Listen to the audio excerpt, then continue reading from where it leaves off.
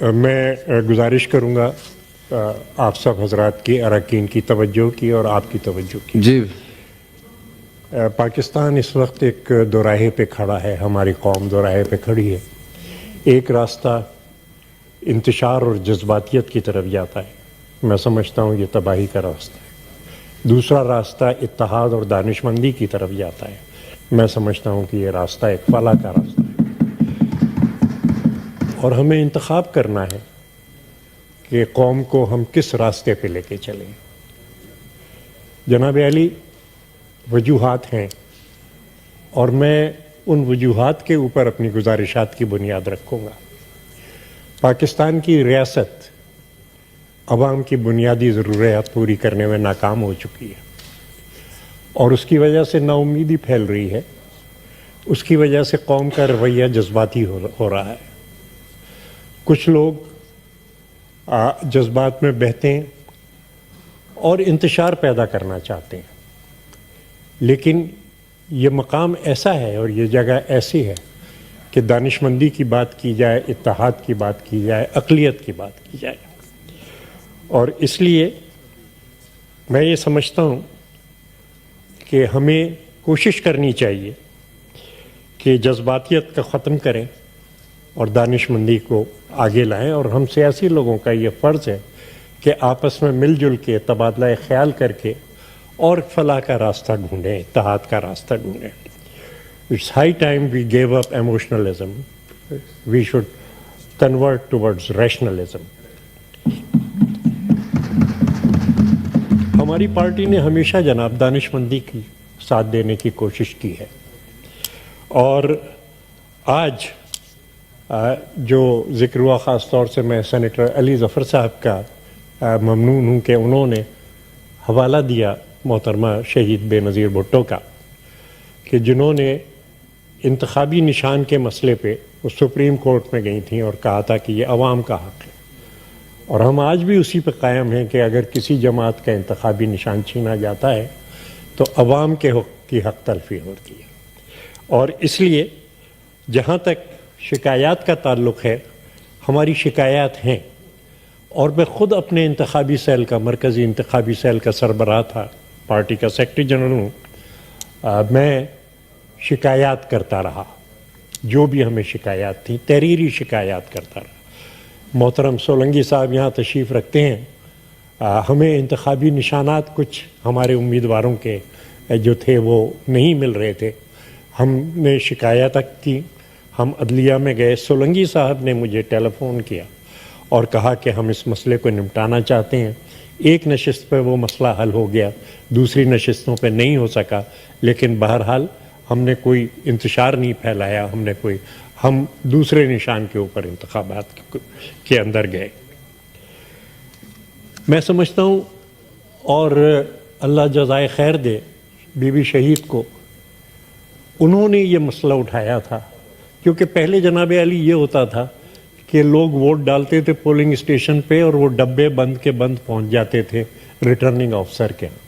رستے میں ان ڈبوں کے ساتھ کیا ہوتا تھا، کس طریقے سے جعلی ووٹ بھرے جاتے تھے، وہ ایک طریقہ کار تھا. اور وہاں پہ گنتی ہوتی تھی صرف ایک جگہ پورے حلقے کی، اور جو بھی اعلان کر دیا جاتا تھا وہ ہر ایک کو ماننا پڑتا تھا.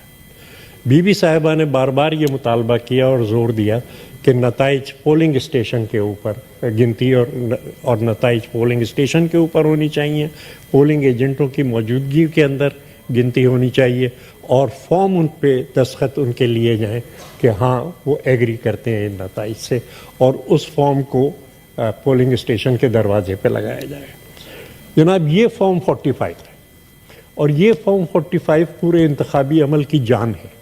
اور آج مجھے اس بات کی خوشی ہے کہ بچہ بچہ ملک کا فارم 45 کی بات کر رہا ہے، اور فارم 45 وہ دلیل اور وہ ثبوت ہے کہ جس کے اوپر آپ کہہ سکتے ہیں کہ ہاں یہ انتخابات صحیح تھے یا یہ انتخابات غلط تھے. جناب علی 2018 میں انتخابات ہوئے تھے، 3,70,000 فوج انتخابی پولنگ اسٹیشنوں کے اوپر متعین تھی، اور تمام پولنگ ایجنٹوں کو باہر نکال دیا گیا تھا، اور ان کی غیر حاضری میں یہ، کیونکہ فارم 45 جو تھا وہ اس میں رد و بدل کرنی تھی.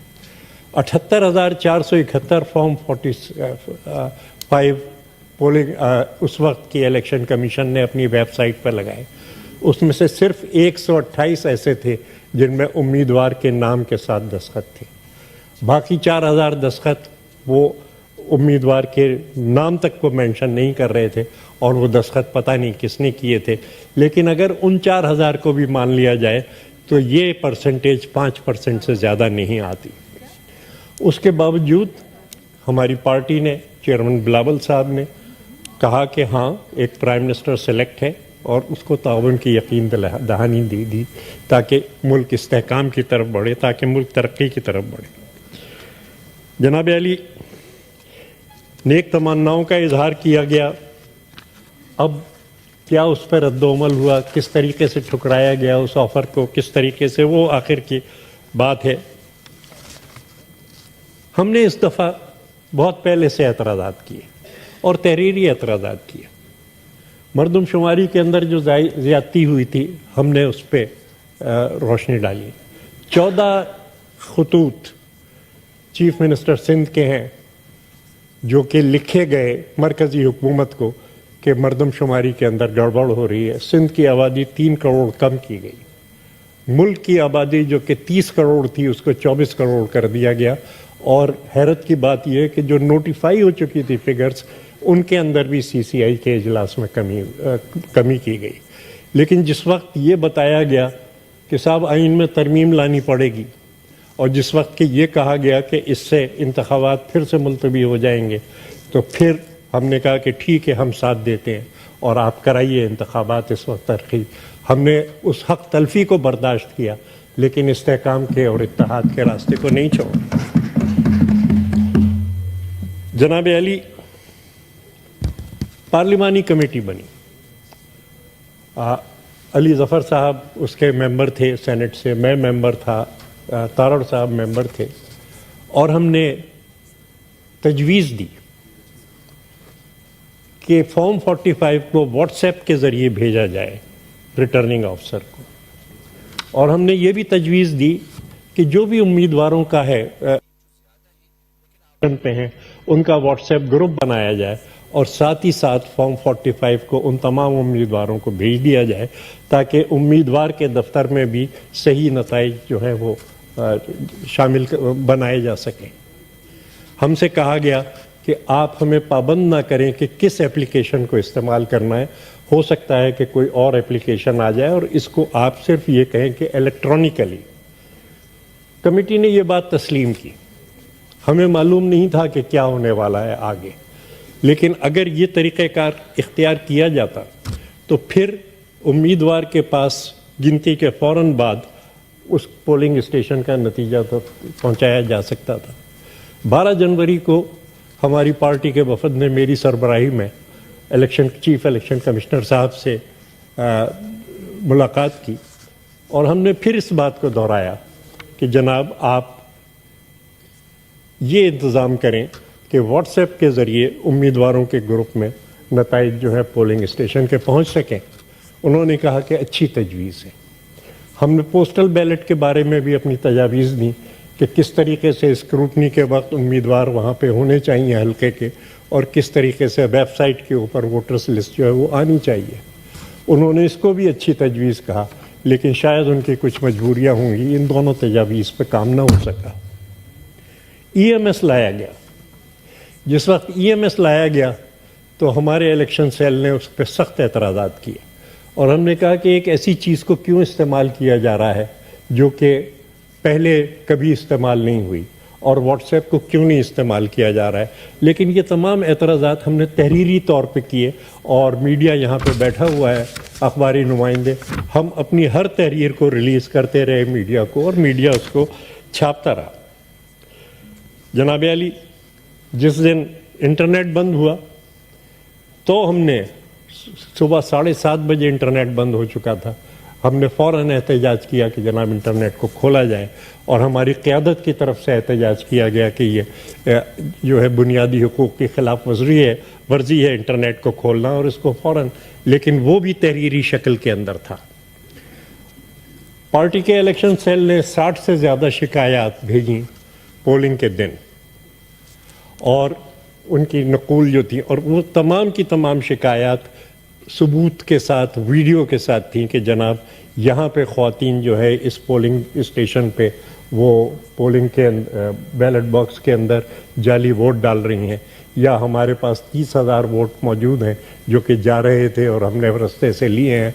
ये तमाम शवाहिद हमारे थे, और जहाँ हमारे पास शवाहिद नहीं थे हमने कहा कि जनाब हमें ये इत्तला मिली है, आप इसकी तहकीकात करें। मैं अब कहना चाहता हूँ एक बात जो कि उस वक्त मैंने कॉन्फिडेंशियल रखी थी कि 4 फरवरी को जब हमें इत्तलात मिली कि रिटर्निंग ऑफिसर्स पे दबाव डाला जा रहा है, 4 मई की शाम को हमने चीफ इलेक्शन कमिश्नर साहब को तहरीरी तौर पे लिखा कि जो रिटर्निंग ऑफिसर्स हैं उन पे दबाव डाला जा रहा है। 10 मिनट में उनका जवाब मेरे पास आया कि हम ऐसा कभी नहीं होने देंगे, और मैं उनका शुक्रगुजार हूँ कि उन्होंने कोशिश की, हिदायत भेजी कि रिटर्निंग ऑफिसर्स किसी का दबाव कबूल ना करें और ईमानदारी से अपना काम करें। और बहुत से रिटर्निंग ऑफिसर्स थे कि जिनके को मदद मिली उन लेटर्स से, और वो कहने लगे कि जी इलेक्शन कमीशन हमें ये हिदायत दे रहा है।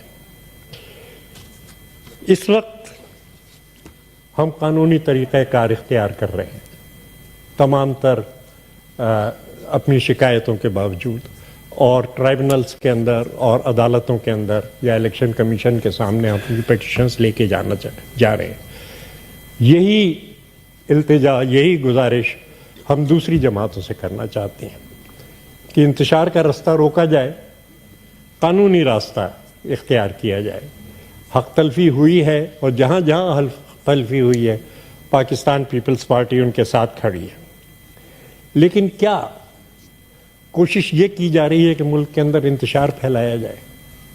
हमारी पार्टी का लिया गया था इंतखाबी निशान, हमने फ़ौरन एक कानूनी रास्ता इख्तियार किया, पार्लियामेंटेरियंस बनाई, और पार्लियामेंटेरियंस ने दूसरा इंतखाबी निशान लिया, और आज तक हम उसी इंतखाबी निशान पर लड़ रहे हैं। जनाब अली वो लायक वकील जो कि हमारी इस कार्रवाई में शामिल थे आज किसी और जमात में। मैं पूछना चाहता हूं कि आखिर ये तरीक़ाकार क्यों नहीं इख्तियार किया उस दूसरी जमात ने। मैं पूछना चाहता हूं कि अगर इस वक्त कुछ जमातों को साथ लिया जा रहा है कि जो मुंतखब भी नहीं हुई, तो इंतखाबात से पहले उन जमातों को क्यों नहीं साथ लिया गया? रास्ते मौजूद थे, लेकिन क्या फैसला ये था कि मुल्क के अंदर इंतशार पैदा किया जाए? जनाब अली, मैं सिर्फ ये कहना चाहता हूँ कि जिस तरीके से 3 मुकदमात में सज़ाएँ दी गई, हम उसे मज़ाक़ खेज़ कहते हैं, लेकिन क्या उन सज़ाओं ने अवाम में हमदर्दी पैदा नहीं की? अवाम के जज्बात आगे नहीं आए उसकी वजह से? और क्या सज़ा देने वाले इन में शरीक नहीं थे कि अवाम के जज्बात उभारे जाएँ, जज्बातियत को और इंतशार को बढ़ाया जाए? क्या अभी जो एक प्रेस कॉन्फ्रेंस एक ज़िम्मेदार अफसर ने की, क्या वो इस वजह से नहीं थी कि मुल्क में इंतशार पैदा किया जाए? मैं तमाम दोस्तों से जो हमारे साथ हैं और जो हमारे ख़िलाफ़ हैं, उन सब से मैं कहना चाहता हूँ कि इन कोशिशों की हौसला शिकनी करें। हम देख चुके हैं कि 1977 के अंदर क्या हुआ था। 1977 के अंदर किस तरीके से एक पूरी मुहिम चलाई गई 9 सितारों की, मुल्क में इंतशार बर्पा किया गया, और फिर जो जालिम तरीन मार्शल लॉ मुल्क के अंदर हुआ, उसका हमारी जमात ने पूरा जो तशद्दुद था, पूरा जो जुल्म था, वो कोड़े हमने खाए, फांसियाँ हमने की, सिर्फ इसलिए कि जमहूरियत वापस आए। और जमहूरियत मुल्क के अंदर वापस आई, और जमहूरियत किसी न किसी शक्ल के अंदर जो है वो आगे चल रही है। मैं समझता हूँ कि जो असल मसले हैं, बेरोज़गारी का मसला है, महंगाई का मसला है, गुर्बत का मसला है, उसके ऊपर गौर होना चाहिए। इसहाक डार साहब तशरीफ़ ले जा चुके हैं यहाँ से, नहीं तो मैं उन्हें गवाह बनाता कि आज जो मज़ाकरात हो रहे हैं, इरफान साहब तशरीफ़ रखते हैं, आज जो मज़ाकरात हो रहे हैं दोनों पार्टियों के दरमियान, उसमें हम वजारतें नहीं मांग रहे, اس میں ہم منصوبے مانگ رہے ہیں, ہم وہ طریقہ کار سامنے رکھ رہے ہیں کہ جس سے یہ بنیادی مسئلے جس کی وجہ سے یاس و ناامیدی پیدا ہوتی ہے, جس کی وجہ سے تفریق پیدا ہوتی ہے, جس کی وجہ سے تقسیم پیدا ہوتی ہے, اور جس کی وجہ سے ملک میں انتشار بڑھتا ہے, بھوک کے مسئلے, بے روزگاری کے مسئلے, غربت کے مسئلے, ان کو طے کیا جائے. اور میں دعوت دیتا ہوں ان تمام لوگوں کو کہ آپ قانونی راستے اختیار کریں. فارم 45 اگر آپ کے پاس ہے تو اس کو سامنے لائیں. بی بی صاحبہ شہید کو اللہ جزا دے, انہوں نے یہ تجویز دی تھی اور یہ تجویز اب قانون کا حصہ ہے, اور وہ ایک قطعی ثبوت ہے اس چیز کا کہ آپ کے ساتھ زیادتی ہوئی ہے کہ نہیں ہوئی, یا آپ ہارے ہیں یا جیتے ہیں. ہم یہی طریقہ کار اختیار کر رہے ہیں. بہت سی دوسری جماعتیں میں بالکل یہ نہیں چاہتا کہ اگر کوئی سیٹ کسی سے چھینی گئی ہے تو وہ جو ہے وہ اس کے قبضے میں رہے, وہ جیتے یا نہ جیتے. اور ہمارے چیئرمین نے پرسوں ہی ٹھٹے کے اندر کہا کہ جی میں اپنی ایک سیٹ چھوڑ رہا ہوں, اس کے اوپر آئیں اور انتخابات کرائیں, اور اگر ہم نے کوئی سیٹ لی ہے دھاندلی کے ذریعے فارم 45 لے کے آئیں, ہم وہاں سے ہٹنے کو تیار ہیں, اور ہم جو ہیں وہ اس سیٹ پہ بائی الیکشن کرانے کو تیار ہیں. یہ ہماری کوشش ہے کہ ملک میں اتحاد قائم ہو. یہ ہماری کوشش ہے کہ جو غریبوں کے مسائل ہیں وہ حل ہوں. اور میں پارٹی کی طرف سے جی ایک جملہ ہے, پارٹی کی طرف سے دعوت دینا چاہتا ہوں ہر ایک کو, ان تمام صاحبان دانش و فہم کو, ان تمام سیاسی مدبرین کو کہ آئیں اور بیٹھیں. میں ان کا یہ حق نہیں کبھی سوچوں گا بھی نہیں لینے کو کہ وہ احتجاج نہ کریں. وہ آئین کے دائرے میں رہ کے, قانون کے دائرے میں رہ کے اپنا حق واپس نہ لیں, وہ بالکل لیں, لیکن ساتھ بیٹھیں, انتشار کے راستے کو ترک کریں, اتحاد کا راستہ اختیار کریں, جذباتیت کے راستے کو ترک کریں, دانش مندی کا راستہ اختیار کریں. جناب تھینک یو جی. کوشش کریں کہ 5